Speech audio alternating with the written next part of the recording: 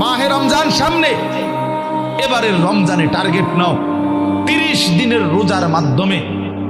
দিল থেকে আল্লাহর কাছে এইভাবে 30টা দিন হাতে গুনে তুমি আল্লাহর সাথে ওয়াদাবদ্ধ হও যে আল্লাহ 30 দিন আমি রোজা রাখবো। এবং যৌন চাহিদা, লজ্জাস্থানের চাহিদা, অশ্লীলতা, বেহায়াপনা, নর্তকী, নাচ গান, উলঙ্গ ছবি দেখা, নারীকে নিয়ে চিন্তা ভাবনা, মেয়েকে নিয়ে অশ্লীল চিন্তা ভাবনা,